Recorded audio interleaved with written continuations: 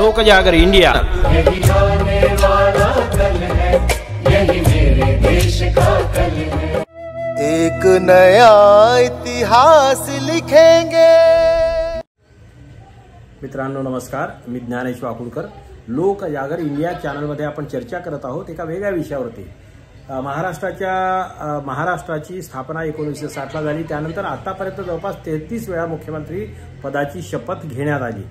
काही व्यक्ती रिपीट झाल्या, पण तात्पर्य असं की 33 मुख्यमंत्री महाराष्ट्राला झाले टेक्निकल भाषेत बोलायचं झालं तर। त्यासोबतच काही उपमुख्यमंत्री सुद्धा होते।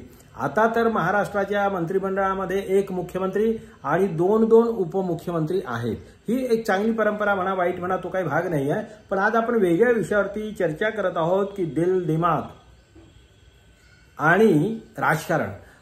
गंमत अशी आहे की माणूस म्हटलं की मग राजकारणामध्ये विविध प्रकारचे लोक येतात, जातात, भेटतात, संपर्क येतात आणि त्यामुळे मोठ्या गमती जमती सुद्धा घडतात। सगळेच काही वृक्ष असतात असंही नाही। हे अलीकडचं राजकारण अतिशय गुन्हेगारी प्रवृत्तीला जास्त प्रोत्साहन देणार आहे। पण काही हळव्या मनाचे सुद्धा मुख्यमंत्री, मंत्री, उपमुख्यमंत्री झाले, होतात, रसिक असतात वेगवेगळ्या क्षेत्रामधले। आज आपण महत्त्वाची गोष्ट म्हणजे या विषयावरती चर्चा करायची झाली तर काही उपमुख्यमंत्र्यांच्या बाबतीमध्ये मोठी प्रकरणं झाली, ती गाजली। एक नाव जर घ्यायचं झालं तर महाराष्ट्रामध्ये शिवसेना आणि भारतीय जनता पार्टीचं सरकार जेव्हा आलं तेव्हा 95च्या त्यावेळेस तर त्या पहिल्या सरकारमध्ये मुख्यमंत्री म्हणून मनोहरराव जोशी होते आणि उपमुख्यमंत्री म्हणून गोपीनाथ मुंडे होते। स्वर्गीय गोपीनाथ मुंडे पंकजा मुंडे यांचे वडील आणि धनंजय मुंडे यांचे काका। तर हे जे आहे ते गोपीनाथ मुंडे सुद्धा रसिक, विलासराव देशमुख रसिक, प्रमोद महाजन जे होते ते मुख्यमंत्री नव्हते पण तेही रसिक। आणि गंमत अशी की या गोपीनाथ मुंडे यांचं एक प्रकरण फार गाजलं होतं।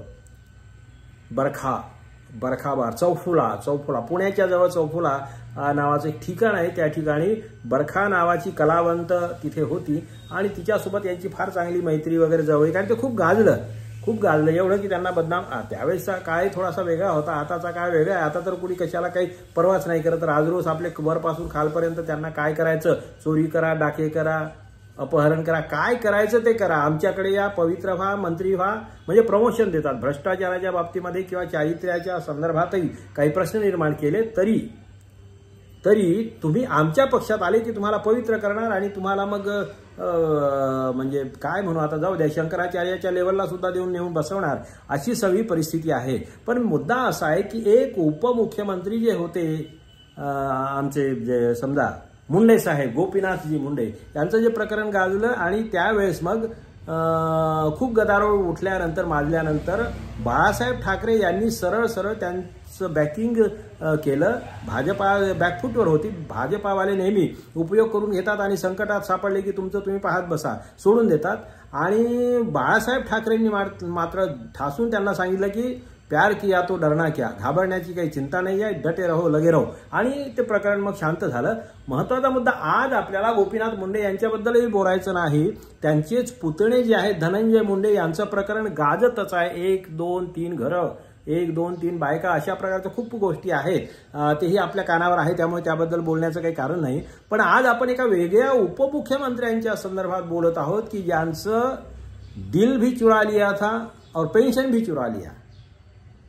म्हणजे दिल तर गेलं, दिल कोण कसं चोरेल ना कोणाच्या हवाली कोण करेल हे काही सांगता येत नाही, पण दिल आणि पेन्शन सुद्धा, पेन्शन कसं चोरलं जाईल हे फार म्हणजे गंभीर प्रकरण आहे। हा लाईट याच्यावरचा जरी व्हिडिओ असला तरी गंभीर प्रकरण असं आहे की सचिवालयामध्ये, मंत्रालयाच्या सचिवालयामध्ये कुणी चुकीची कागदपत्र, खोटी कागदपत्र देऊन एखाद्या म्हणजे माजी उपमुख्यमंत्र्याचं पेन्शन हडप करत असेल आणि वर्षानुवर्ष, तर हे फार भयंकर गोष्ट आहे, हे फार आश्चर्यजनक गोष्ट आहे।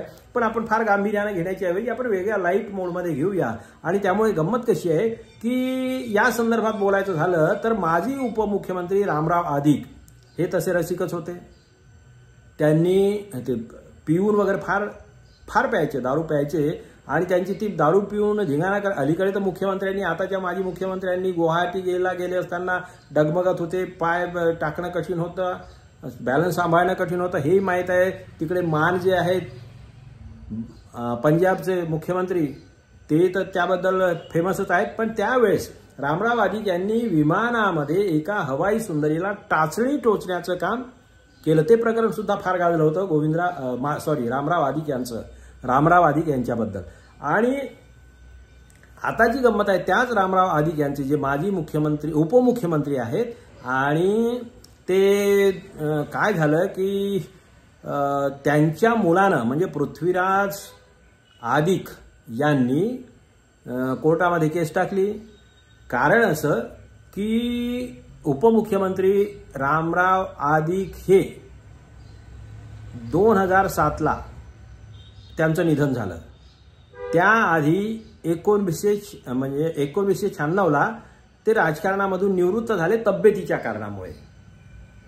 म्हणजे 1996ला निवृत्त झाले आणि 2007ला त्यांचं निधन झालं. या मधल्या काळामध्ये काय झालं की त्यांच्या तब्येतीची काळजी घेण्यासाठी कार्डिओलॉजिस्ट असलेल्या डॉक्टर लेखा पाठक ह्या त्यांच्या घरी यायच्या. कारण डॉक्टरांनी सांगितलं की तुम्ही घरीच उपचार करा, आणि उपमुख्यमंत्री असल्यामुळे आणि सगळ्या सोयी असल्यामुळे त्यांना ते काही कठीण नव्हतं, आणि ते बरोबरही आहे.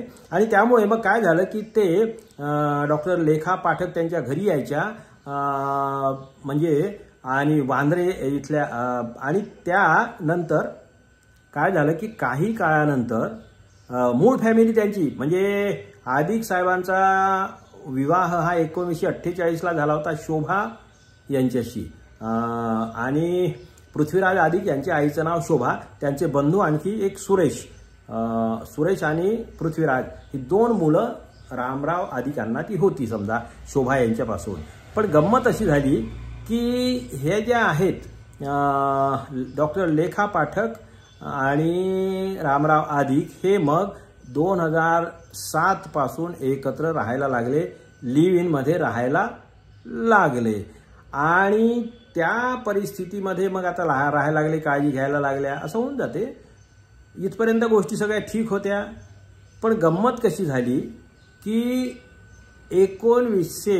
2007ला त्यांचं निधन झालं रामराव आदिकांचं. आणि निधन झाल्यानंतर जी गडबड झाली, आता ह्या 2 फॅमिली वेगवेगळ्या राहत होत्या, आणि वेगवेगळ्या राहत असल्यामुळे त्यांचं आता आर्थिकदृष्ट्या समृद्ध असणार, त्यामुळे त्यांनी फारसं काही लक्ष दिलं नाही. पण त्यांच्यामध्ये वाद झाले, आणि त्यांच्या निधनानंतर डॉक्टर लेखा पाठक यांनी 6 महिन्यानंतर या आदिक कुटुंबाला सांगितलं की त्यांच्या आदिकांच्या मृत्यूपत्रामध्ये त्यांच्या शोभा या पहिल्या मिसेसबद्दल, म्हणजे लग्न त्यांचंच झालं होतं, ह्या लिव्ह इनमध्ये राहत होत्या. यांचं काही दुसरं लग्न वगैरे असा काही विषय नव्हता, पण त्या लिव्ह इनमध्ये राहत होत्या. तर त्यांच्याबद्दल म्हणजे पहिल्या पत्नीच्या संदर्भात त्यांच्या मृत्यूपत्रामध्ये काही उल्लेख नाही. हे पाहून त्यांना आश्चर्य वाटलं, शंका निर्माण झाली, आणि त्यामुळे ते मग कोर्टामध्ये गेले. उच्च न्यायालयामध्ये त्यांनी केस दाखल केली. ती केस चालत गेली, आणि त्या ज्या शोभा आदिक आहेत त्यांनी विधिमंडळ सचिवालयाशी संपर्क केला, पत्रव्यवहार केला. त्यांना विचारलं की हे असं कसं शक्य आहे की त्यांची पत्नी मी आहे, असं असताना पेन्शन तुम्ही लेखा पाठक यांना कसं दिलं. हे म्हणजे आश्चर्य आहे बघा, डॉक्टर लेखा पाठक. आणि विधिमंडळ सचिवालयामध्ये अशा प्रकारचा घोटाळा होऊ शकतो, आणि तोही एका माजी उपमुख्यमंत्र्याच्या संदर्भात होऊ शकतो. तुम्ही एवढ्या मोठ्या माणसाच्या, तोही काय राणी मुख्यमंत्री होता, उपमुख्यमंत्री होता असं नव्हे, अलीकडचे काही आहेत ते, पण तो भाग वेगळा आहे, त्याच्याशी आपल्याला देणं घेणं नाही. शिक्षण हे काही महत्वाचं नसते. बॅरिस्टर होते, मला सांगायचं हे आहे की ते बॅरिस्टर होते, अधिकृत बॅरिस्टर होते. त्यांची डिग्री फेक नव्हती, एंटायर पॉलिटिकल सायन्सवाली नव्हती. ते बॅरिस्टर होते, जुन्या काळातले बॅरिस्टर होते. आणि त्यांची पत्नी नॅचरली सुशिक्षित असणार, त्यांची मुलंही सुशिक्षित असणार, आणि तरी सुद्धा विधिमंडळ सचिवालयानं चमत्कार केला आणि डॉक्टर लेखा पाठक यांना पेन्शन दिलं. आजपर्यंत म्हणजे त्यांचं पेन्शन त्यांना मिळत गेलं, माजी उपमुख्यमंत्री आणि आमदार वगैरे म्हणून ते पेन्शन त्यांना मिळत गेलं. आता मात्र काय झालं की कोर्टामध्ये गेल्यानंतर एक गोष्ट स्पष्ट झाली की त्यांनी लेखा पाठक यांनी असं भासवलं की सुरेश आणि हे जे पृथ्वीराज जे आहेत आदिक, ही दोन्ही त्यांचीच मुलं आहेत अशा प्रकारे, म्हणजे मग मीच खरी पत्नी आहे असं भासवण्याचा प्रयत्न केला. आणि गंमत अशी की विधिमंडळ सचिवालयानं त्यावरती विश्वास ठेवला.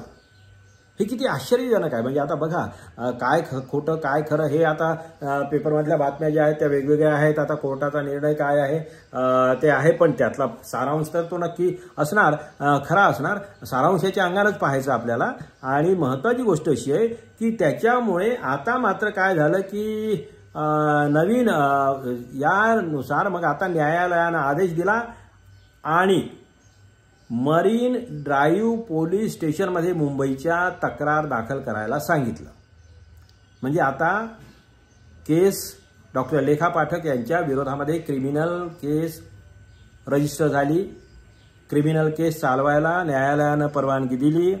हा खटला चालत राहील. पण गंमत अशी आहे की एखाद्या उपमुख्यमंत्र्याचं दिल भी चुरा लिया है और पेन्शन भी चुरा लिया है. अशा प्रकारचं वेगळं जगाच्या इतिहासातलं कदाचित वेगळं उदाहरण असेल. आणि रामराव अधिक रसिक होते, अनेक लोक रसिक आहेत, जाऊ द्या, तो मुद्दा नाही आहे आपला. पण असं सुद्धा होऊ शकते.